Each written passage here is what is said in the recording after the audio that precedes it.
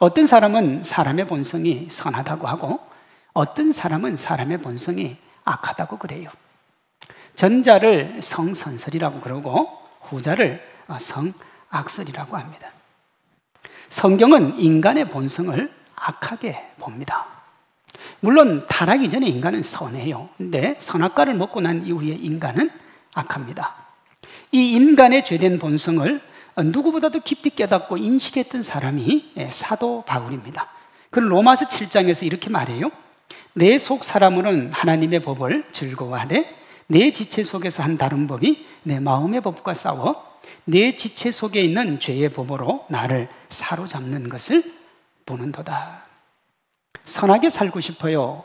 정말 아름답고 멋지게 살고 싶지만 내 안에 있는 죄의 법이, 욕망이 결국은 자신을 죄의 법으로 이끌면서 인생을 엉망진창으로 만들더라 하는 겁니다. 그러니까 하나님을 믿지 않는 사람, 하나님 없이 사는 사람의 인생은 그 자체가 엉망진창이다 이 말이. 오늘 본문 17절은 그것을 이렇게 말합니다. 육체의 소욕은 성령을 거스르고 성령은 육체를 거스르나니 이 둘이 서로 대적함으로 너희가 원하는 것을 하지 못하게 하려 함이니라. 되는 게 아무것도 없다는 거예요. 자신이 주인이 되어 자신이 원하는 것을 향해 달려가면 처음에는 그걸 얻는 것처럼 보입니다. 부를 원하면 부를 얻고 권세를 원하면 권세를 얻지요. 그러나 그것만 얻는 건 아니에요. 함께 부수적으로 따라오는 게 있습니다. 19절 21절에 나오는 제어할 수 없는 욕망이요. 뭔가를 하나 얻으면 사람은 거기서 만족을 못해요. 그러니 또 더 나은 것, 더 큰 것, 더 쾌락적인 걸 찾게 되어 있습니다. 오늘 19절 21절에 보면 비정상적인 성적인 욕망인 음행 동성의 음담패설로 나아갈 수밖에 없다 그래요. 건강한 성이 오면 그 다음에는 불건전한 성이 따라온다는 거죠. 자신이 원하는 것을 얻으면 만족하면 되는데 그 다음에 한 단계 더 나아가는 게 뭐냐? 불로소득, 술을 의지함, 안하무인의 꼴사나운 모습을 보이게 되어 있어요. 자기 마음대로 하는 권력을 위해 우상을 섬기고 편가르기를 해서 반대편에 상처를 주고 상대를 시기하고 당을 짓고 동지가 적이 되고 자신이 추구하는 것만을 맹신하는 괴물이 됩니다. 이 성경이 하는 얘기예요. 누구도 제어하거나 통제할 수 없는 이 인간의 죄된 욕망은 자기 만족과 욕구 만족을 추구할 수밖에 없어요. 그래서 마음이 언제나 불안하고 힘들고 어려워요. 가지지 못한 사람은 가지지 못해서 힘이 들고요. 가진 사람은 가져서 힘이 든 거예요. 이것을 칼빈은 이렇게 말했습니다. 우리가 우리 자신을 바로 알면 절대로 자기 자신을 믿지 않게 된다. 그 이유가 로마서 3장 10절에 나옵니다.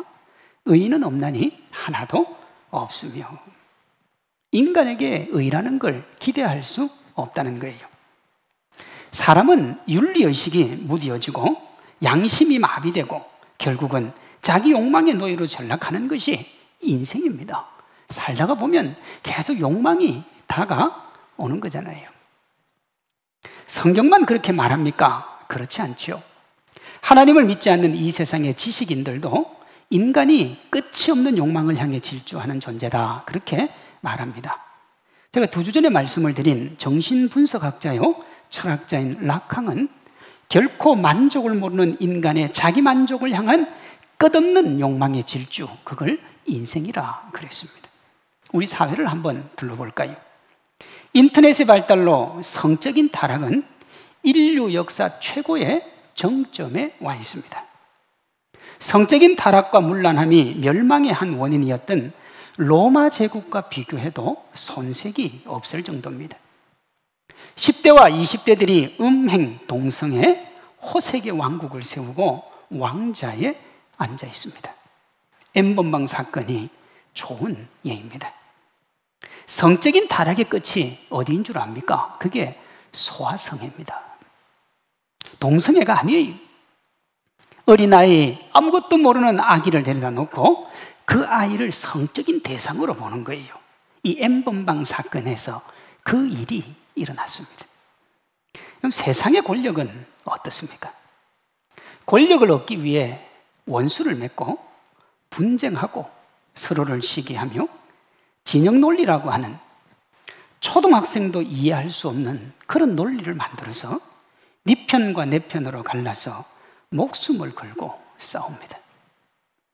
코로나19로 참 힘들고 어려운 시간을 보내고 있는데 어떻게 하면 국민들이 행복할까? 그걸 고민하지 않고 어떻게 하면 이것을 내 표를 얻고 권력을 유지하는 데 사용해 볼까? 그렇게 고민하는 것처럼 보입니다. 누구 봐도 비정상인데 본인은 비정상인지를 몰라요. 부끄러워하고 반성을 해야 되는데 당당합니다. 문제는 자기 자신인데 항상 자기 자신은 옳고 남이 틀린 거예요. 그 정점이 뭐냐? 남 탓이요. 언론을 한번 보십시오. 타인을 향해 손가락질하는 기사로 도배가 되어 있습니다. 내 탓이요, 내가 잘못했어요, 우리가 좀 더 잘해야 됩니다, 그런 얘기는 거의 보이지 않아요. 여당과 야당이 서로를 탓하고 이제는 국민들끼리도 서로를 탓하고 있습니다. 아무런 도움이 안 되는데 그 도움이 안 되는 일을 하고 있어요. 왜 그럴까요? 여러분, 이런 코로나 사태가 오고 위기가 닥치고 그 해결 방법이 보이지 않으면 인간은 본능적으로 그렇게 하게 되어 있습니다. 이방인이라는 소설로 노벨 문학상을 받은 프랑스의 유명한 문학가요 사상가인 알베르 까미의 소설 중에 코로나19처럼 14세기 유럽에서 대유행했던 전염병인 흑사병이 휩쓰는 가운데 그것을 대응하는 사람들의 모습을 그린 소설이 하나 있습니다. 그게 패스트라고 하는 소설이에요. 그 소설을 보면 사람들이 전염병을 대하는 모습이 나옵니다. 처음에는 불안해해요. 우리가 이 전염병 때문에 어떻게 될까 미래를 알 수 없으니까 힘들어합니다. 그러다가 얼마 지나지 않아 누군가를 혐오를 합니다. 이겨낼 수 없으니까 혐오의 대상을 찾는 거예요. 처음에 우리가 코로나로 불안해하다가 중국의 우한을 혐오의 대상으로 삼았지요. 유럽 사람들은 동양 사람을 혐오했습니다. 쫓아내기도 하고 그렇게 했어요. 그러나 그렇게 한다고 해서 해결이 되지 않거든요. 그러면 마지막 3단계가 있습니다. 결국에는 자신의 불안과 혐오를 누군가에게 전가를 시키는 희생양을 찾습니다. 1947년에 나왔으니까 무려 74년 전 소설임에도 코로나19를 지나고 있는 우리 사회의 분위기와 유사하지요. 지금 다 그렇다고는 얘기할 수 없어도 사람들이요, 누가 잘못했다 계속 희생양 찾기에 정신이 없어요. 까미는 패스트를 통해서 이런 전염병이 퍼졌을 때 어떻게 이길 수 있는가에 대한 대안을 이렇게 제시합니다. 성실하게 자신이 해야 될 일을 묵묵히 하면 전염병은 사라집니다. 그랬어요. 이 단순한 진리죠. 그런데 사람들은 그 단순한 진리를 따라가지 않습니다. 왜냐하면 희생이 너무 커요. 그래서 그보다 손쉬운 희생양 찾기에 몰두를 하는 거예요. 왜 이렇게 비이성적이고 말이 되지 않는 답답한 현실이 펼쳐질까요? 본문 24절에 나오는 것처럼 사람들이 자신의 정욕과 탐심에 사로잡혀 있기 때문에 그렇습니다. 뭐든지 자기 중심적으로 보는 거예요. 16절은 이것을 육체의 욕심이라 그럽니다. 아무리 노력하고 수고해도 자신의 이익을 추구하고 손해는 타인에게 전가하는 죄된 욕망을 이길 수는 없어요. 예수님을 믿든 그렇지 않든 대부분의 사람들은 스스로 자신의 삶을 통제할 수 있다는 자만에 빠집니다. 그러니까 정욕과 탐심에 사로잡혀 있는 거죠. 그래서 아담과 하와처럼 자신이 하나님이 될 수 있다는 사탄의 달콤한 거짓말에 속아 넘어갑니다. 띄워주면, 세워주면, 높여주면 그런 존재가 아님에도 불구하고 본래 자기가 그런 걸 할 수 있는 능력이 있는 줄로 착각을 해요. 이렇게 자기중심적이 되어서 하나님으로부터 멀어지면 마음이 왜곡이 되어가지고 쾌락의 힘, 특권의 힘을 갈망하고 그런 것들을 누림으로 자신이 하나님이 된 것과 같은 황홀경에 빠집니다. 그럼 그 결과는 어떤 일이 벌어질까요? 19절, 20절이요. 분쟁과 시기와 분냄과 편가르기, 분열, 투기, 술취함, 방탕함과 같은 것들로 자신의 욕망을 이루었다고 착각을 해요. 하지만 실제로는 그것이 혼자만 그렇게 느끼는 것이고 사실은 착각이에요. 우리를 행복하게 할 것 같은 이 야망이 실제로는 고통과 불행으로 끝이 납니다. 인류 역사에 자신이 힘과 권력을 가지고 일어선 사람 중에 슬프고 고통스러운 패배를 맛보지 않은 사람은 거의 없습니다. 자기 자신도 잃어버리고요. 사람으로부터 멀어지고 하나님으로부터 멀어지는 건 너무 당연한 거예요. 이런 욕망으로는 결코 인간은 만족할 수가 없어요. 왜 만족할 수가 없나? 그 마음이 기본적으로 만족을 모르기 때문에 그렇습니다. 어거스틴은 고백록에서 이렇게 말했습니다. 우리 마음은 예수님 안에서 쉴 때까지 쉼을 얻지 못합니다. 쉼을 갈망하지요. 회복을 갈망합니다. 그러나 인간이 주님께 가지 않는 이상은 쉼이라는 건 없어요. 바울은 그것을 이렇게 말했습니다. 내 속 사람으로는 하나님의 법을 즐거워하되 내 지체 속에서 한 다른 법이 내 마음의 법과 싸워 내 지체 속에 있는 죄의 법으로 나를 사로잡는 것을 보는도다. 선하게 살고 싶어요? 아름답게 살고 싶어요? 멋지게 살고 싶은데 안 되는 거예요. 그래서 사도 바울이 이렇게 외칩니다. 오호라 나는 곤고한 사람이로다. 이 사망의 몸에서 누가 나를 건져낼까? 사람이 답이 없는 인생, 답이 없는 자기 욕망, 답이 없는 자기 지식을 추구하며 달려가면 어떻게 되느냐? 여러분, 뛰어넘을 수가 없어요. 뛰어넘을 수가 없으면 아까 제가 뭐라고 그랬느냐 그러면 희생양을 찾아야 돼요. 내가 잘못한 건 전가를 시켜야 되고 그가 잘한 것까지 내가 가지고 와서 내가 누려야 되는 거예요. 인정하지 않으면. 사도 바울처럼 이렇게 인정하면서 오호라 나는 곤고한 사람이로다. 이 사망의 몸에서 누가 나를 건져낼까? 그렇게 고백을 하면 주님이 우리를 찾아오세요. 불가능할 것 같은 우리를 새롭게 합니다. 로마서 8장 1절 2절이요. 그리스도 예수 안에 있는 자에게는 결코 정죄함이 없나니 이는 그리스도 예수 안에 있는 생명의 성령의 법이 죄와 사망의 법에서 너를 해방하였습니다. 사람이 탐심과 정욕을 일으키는 죄와 사망의 법을 이기는 유일한 길이 뭐냐? 성령의 법입니다. 우리가 사는 성령의 임재와 도움으로 예수님과 살아있는 관계를 맺는 거예요. 이것을 16절은 성령을 따라 행하는 것이고 18절은 성령의 인도를 받는 것이다. 그렇게 말합니다. 우리가 예수님과 살아있는 관계 속으로 들어가는 성령의 인도를 받으면 22, 23절에 나오는 사랑, 희락, 화평, 오래 참음, 자비, 양성, 충성, 온유, 절제와 같은 성령의 열매를 맺게 되어 있습니다.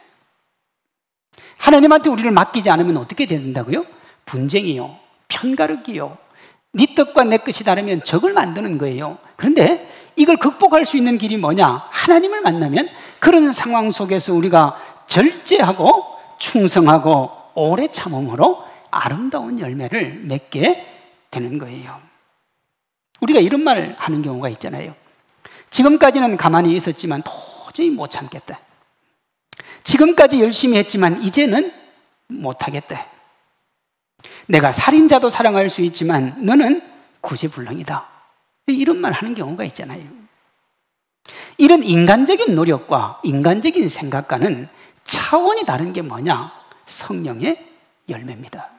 그러니까 성령 하나님을 만나면, 하나님의 은혜 가운데 있으면 우리가 이 열매를 맺는 거예요. 자, 보세요. 열매를 맺는 것이니까 열매를 맺어야 돼요. 중간에 멈추지 않는다는 거예요. 우리가 성령님과 함께 동행하면 하나님이 반드시 그 열매를 맺게 해 주신다는 겁니다. 무언가를 열심히 한 경우에는 우리가 본전 생각이라는 게 있지요. 그 본전 생각을 뛰어넘게 하시는 분이 누구냐? 성령 하나님이요. 그래서 우리가 성령님의 임재로 충만해지고 항상 성령님과 동행할 때만 우리가 가지고 있는 죄와 사망의 법을 이기게 되는 거예요. 우리가 우리의 욕망을 뛰어넘으면 그 다음에는 어떻게 되느냐? 하나님의 나라를 향해 달려가는 거예요. 우리 20절, 그 22절 한번 보시면 하나님의 나라에 들어갈 수 없다 그러잖아요. 분쟁하고 원망하고 자기의 뜻과 자기의 욕망을 따라 살아가면 하나님과는 무관한 사람들이에요. 그러나 성령의 은혜와 사랑과 능력을 받으면 하나님의 능력 안에서 하나님의 나라와 상관 있는 사람들이 됩니다. 이것을 사도행전 1장 8절은 이렇게 말하죠. 오직 성령이 너희에게 임하시면 너희가 권능을 받고 예루살렘과 온 유대와 사마리아와 땅끝까지 이르러 내 증인이 되리라. 우리가 성령의 임재와 능력을 받는 이런 멋진 크리스천이 되고 세상을 이기는 거룩한 교회가 되기 위해서 해야 될 게 있습니다. 우리가 하나님 앞에 붙들려서 하나님의 능력과 하나님의 영광 가운데로 살기 위해서 우리가 그 붙들리기 전까지 해야 될 것이 있다 이 말이에요. 먼저는 육체의 열매를 맺고자 하는 자신의 욕심과 싸우고 고민하며 거룩으로 나아가려고 노력을 해야 돼요. 자신은 아무것도 하지 않으면서 하나님의 일을 담당하겠다고 하는 것은 어불성설이죠. 하는 게 없어요. 변화도 없어요. 노력도 없어요. 그저 그렇게 하나님 앞에 해달라고 그러고 안 해주면 불평하고 원망. 여러분, 그건 하나님의 사람이 아니지요. 17절은 성령님께서 육체의 욕심대로 사는 것을 반대한다 그랬습니다. 여러분, 그리스도인에게는 양다리라는 게 통용되지 않아요. 하나님을 위해 살면서 세상의 것을 얻을 수는 있어요. 그러나 세상의 것을 추구하면서 하나님의 것을 얻을 수는 없어요.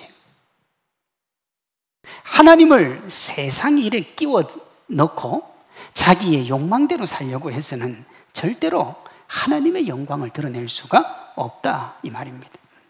바울은 세상의 정욕을 포기하면서 인간적인 욕망과 하나님의 일 사이에 일어나는 그 많은 아픔과 고통을 경험합니다. 그리고 그걸 뛰어넘기 위해서 달려갑니다. 제가 방금 엄청나게 중요한 말을 했어요. 하나님의 사람이 이 세상에 살 때는 고민이 있어요. 답답한 게 있다고요. 그때 올바른 그리스도인은 어떤 사람이냐? 그걸 뛰어넘기 위해 고군분투하며 달려가는 겁니다. 그런데 어떤 사람들은 하나님을 믿으면서 하나님 자기 뜻대로 안 되면 하나님이 그런 분이면 나는 하나님 안 믿겠어요. 이렇게 여러분 그건 하나님을 믿는 자세가 아니지요. 사도 바울은 자신이 가브리엘 문화생이었음에도 불구하고 그것을 던져버립니다. 로마의 시민권을 버리지 않았으면 고난과 아픔을 당할 일이 없었음에도 불구하고 그 시민권을 버리고 천국 시민임을 바라보며 이 땅에서 나그네 길을 살아갔습니다. 하나님은 우리가 그런 노력하는 인생이 되기를 원해요. 우리는 예수님의 말씀처럼 자기를 부인하고 자기 십자가를 지고 예수님을 따라가야 됩니다. 자기 욕망 다 가지고 자기가 져야 될 십자가 거부하고 소홀히 하면서 주님을 쫓는다는 것은 모순이에요. 칼빈은 16절, 17절을 주의하면서 영적인 사람도 육신의 정욕을 벗어날 수 없으므로 성도가 성령님께 순복하려면 분투 노력하고 전심전력으로 자기를 부인해야 된다 그랬습니다. 하나님의 사람으로 서기 위한 노력을 강조한 거죠. 문제가 일어나면 왜 일어났다는 거예요? 나의 죄된 욕망과 욕심이 만든 거예요. 그래서 성경은 기본적으로 자기 부인이 먼저 해요. 세상은 어떻습니까? 내가 잘났기 때문에 남 탓을 해야 돼요. 나는 잘하고 있는데 네가 못한 거예요. 나는 열심히 했는데 네가 안 한 거예요. 여러분 교회 다니면서도 남 탓하고 자꾸 타인에 대해서 손가락질하는 사람은 좀 그래요. 예수님 믿는다고 하기가 곤란하죠. 세상 사람들이 바라고 원하는 것을 뒤로하고 하나님이 바라는 것을 바라보며 달려가야 됩니다. 그러므로 그리스도인은 세상 말에 귀를 기울이기보다 하나님의 말씀에 귀를 기울여야 됩니다.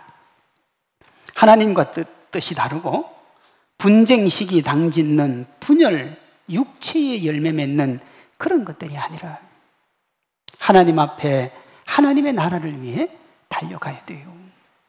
그리스도인은 세상의 것이 아니라 하나님의 것을 위해 분노할 줄 알아야 됩니다. 그렇게 하면서 성령의 열매를 추구하면 성령님의 임재와 능력으로 그 열매 맺게 될 줄로 믿습니다. 하나님의 자녀로 살아가려고 노력하고 분투하는 그 모습을 우리가 하나님께 드려야 돼요. 성령의 임재와 능력을 받기 위해 해야 될 두 번째는 말씀대로 살고자 하는 노력입니다. 첫 번째가 의지의 선함을 말한다면 두 번째는 그 의지를 말씀에 복종시키는 거예요. 우리가 뜻이 있고 의지가 있다고 해서 그게 다 옳은 건 아니잖아요. 그 뜻과 의지가 옳은 방향으로 가기 위해서는 우리가 말씀 앞에 순종을 해야 됩니다. 그렇게 말씀을 따라 성령님께 우리를 맡기면 우리는 절대로 시기하거나 당짓거나 분열하거나 타인을 매도하는 그런 일을 안 하게 돼요. 16절에 육체의 욕심을 이루지 아니하리라 그랬잖아요. 여기 부정이 헬라어로 매가 아니고 우매라는 단어가 사용이 됩니다. 영어로 하면 매는 not에 해당이 되고 우매는 never에 해당됩니다. 절대로 하나님의 말씀을 따라가면 우리가 욕심의 노예가 되지 않는다는 거예요. 말씀이 우리의 의지를 압도하기 때문에 그렇습니다. 세상 어떤 것도 사람의 욕망을 이길 수는 없어요. 그래서 만족을 모르잖아요. 어떤 것을 얻기 전에는 그것만 가지면 만족할 것 같은데 가지고 나면 더 나은 것을 얻고자 하는 욕망이 생겨요. 그래서 욕망을 이길 수 있는 건 세상에 없어요. 그래서 가지면 가질수록 위험한 것이 인간입니다. 예수님이 그랬죠. 부자가 천국에 들어가는 것은 낙타가 바늘 끼우러 들어가는 것보다 어렵다. 사람들은 그 이야기를 부자가 천국 못 들어간다 그렇게 얘기하는데 그게 그 뜻이 아니고 부를 가지면, 더 많이 가지면 그 욕망을 제어할 수 없어서 더 큰 부를 가지게 되기 때문에 그 욕망 때문에 하나님의 나라에 들어가지 못한다는 거예요. 적지 않은 사람들이 부자를 뭐라고 그러는데 여러분 성경에 부자를 뭐라고 한 적은 한 번도 없어요. 가난한 자를 무조건 옳다고 한 적도 없어요. 성경이 말하는 것이 뭐냐 하면 욕망이에요. 욕망이요. 부하든 가난하든 어떤 자리에 있든 권력이 있든 없든 정말 많이 배웠든 적게 배웠든 상관없이 욕망을 제어할 수 있느냐. 욕망 제어가 안 되거든요. 그 욕망은 누가 제어하느냐? 오직 성령님만 제어하시는 거예요. 하나님의 말씀, 하나님의 능력만이 우리를 새롭게 하는 겁니다. 성령의 사람도 육체적 욕망을 가질 수 있습니다. 죄된 본성을 가진 우리는 어쩔 수 없는 거지요. 그러나 우리가 분명하게 한 가지 기억해야 될 사실은 그럼에도 불구하고 우리가 성령을 따라가려고 노력하고 하나님의 은혜 가운데 살려고 노력하면 최소한 욕망의 노예는 되지 않는다는 겁니다. 바울처럼 고민하고 갈등하지만 결국은 성령의 능력으로 이기기 때문에 그렇습니다. 그래서 예수님이 부활하시고 우리에게 오순절날 성령을 보내주신 거예요. 그 성령님과 동행하면 말씀 안에 거하면 우리의 삶이 변합니다. 우리가 우리의 욕망과 뜻대로 살아가면 19절 21절에 나오는 육체의 열매를 맺죠. 그러나 성령 안에 있으면 22절 23절에 나오는 성령의 열매를 맺는 삶으로 바뀌어 갑니다. 물론 그 한계에 우리의 삶과 우리의 생각을 포기하고 하나님께 우리의 모든 것들을 맡기는 것이 있습니다. 말씀 안에 우리를 맡김으로 하나님이 우리를 이끌어가는 그 은혜와 기쁨 누릴 수 있기를 소망합니다. 성령의 임재와 능력을 받기 위해 해야 될 마지막은 자신을 성령님께 맡기는 연습을 하는 거예요. 붙잡힌 인생을 살아가야 되는데 붙잡히기 위해서는 주님을 붙드는 우리의 노력이 필요하다 이 말입니다.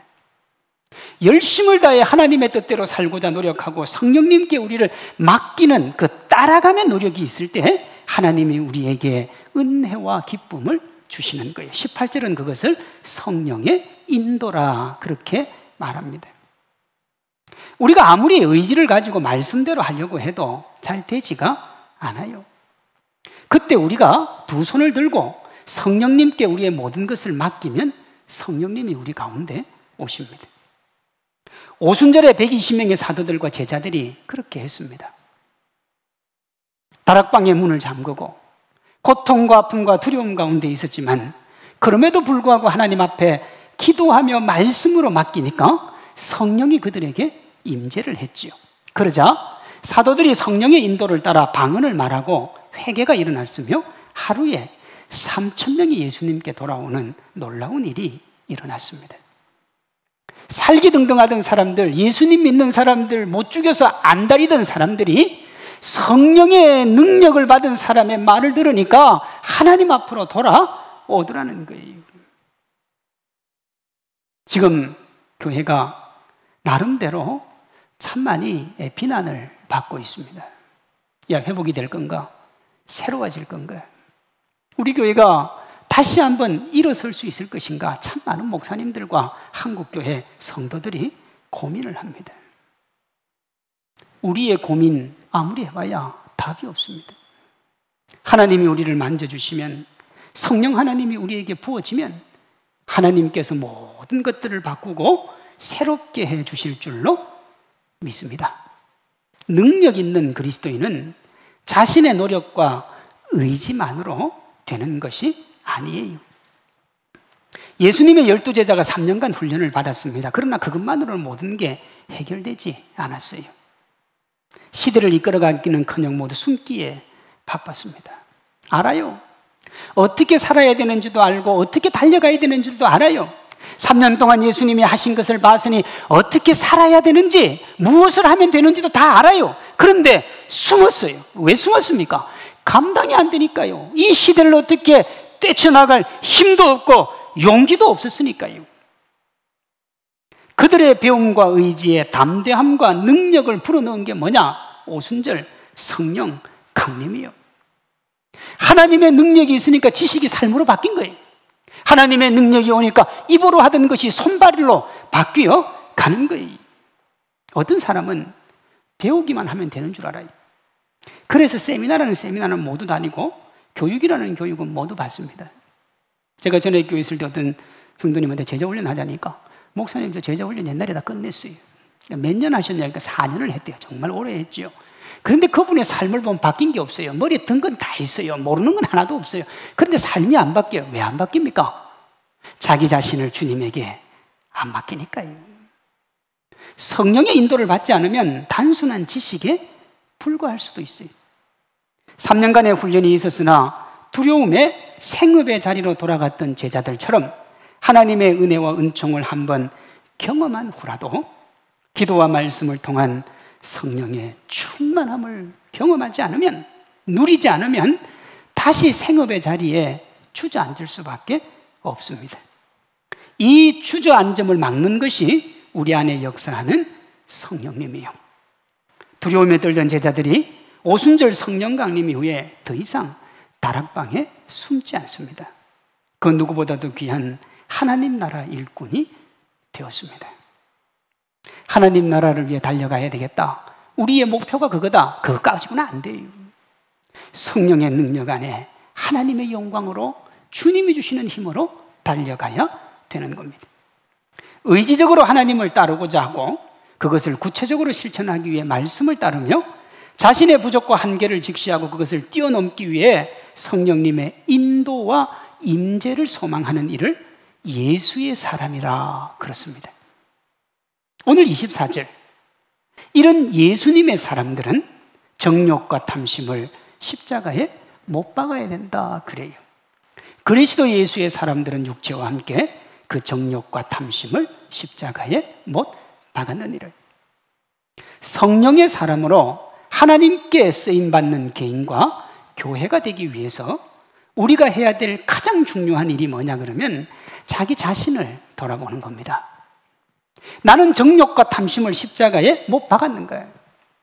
정욕과 탐심을 십자가에 못 박지 않은 사람은 사실은 침묵해야 돼요. 왜냐하면 그런 사람들이 하는 말은 다 남 탓이에요.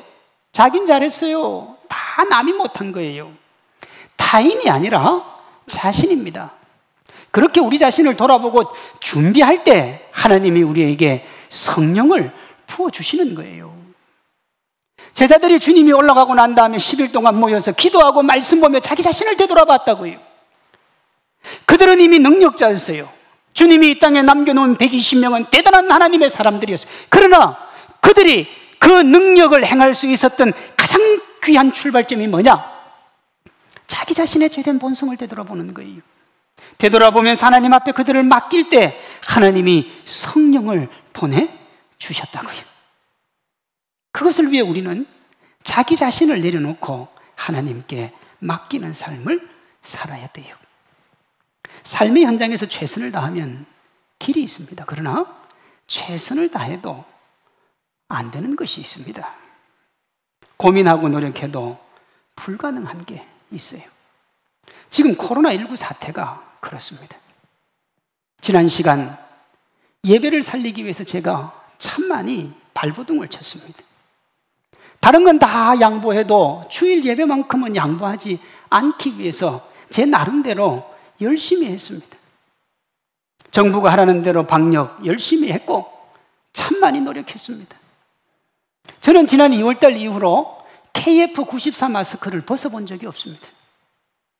이 설교할 때 말고는 항상 썼습니다. 어디를 가도 KF94. 여름에 한창 더위가 있을 때 사람들이 숨쉬기가 어렵다고 마스크를 바꿀 때도 저는 KF94를 썼어요.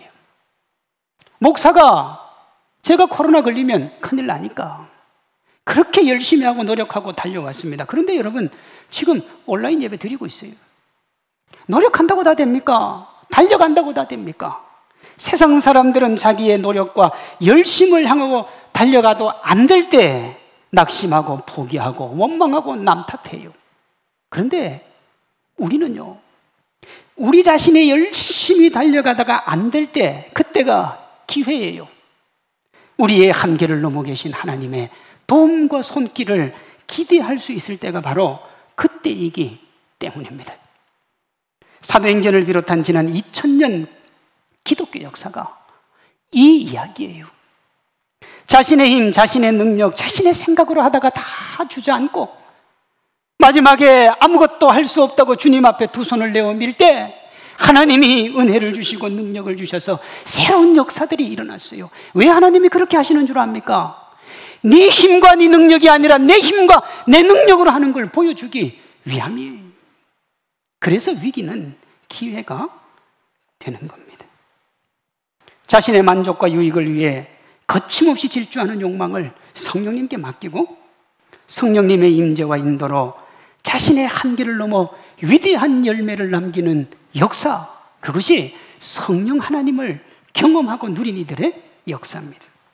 18세기 영국 웨일즈 지방에서 시작한 대부흥이 성령의 역사고 1907년 평양을 시작으로 일어난 대부흥도 성령의 강력한 역사였어요. 성도들이 뭐 한 게 뭐 있습니까? 여러분, 주기철 목사님은 복음답게 전한 것밖에 없어요.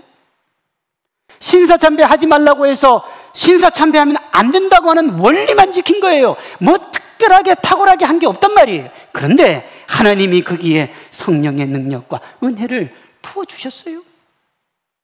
길선주 목사님이 나는 죄인입니다 회개했을 때 하나님의 교회가 일어났다고요. 우리가 뭐 앉아가지고 이거 해보겠다 저거 해보겠다 그러면서 성경을 자꾸 떠나기 시작하면 교회는 힘이 없어져요. 그 힘이 없어진 걸 누가 가장 잘 아느냐? 사탄이 가장 잘 알아요. 얼마나 만만하겠어요. 그러니 집중적으로 공격을 하는 거예요.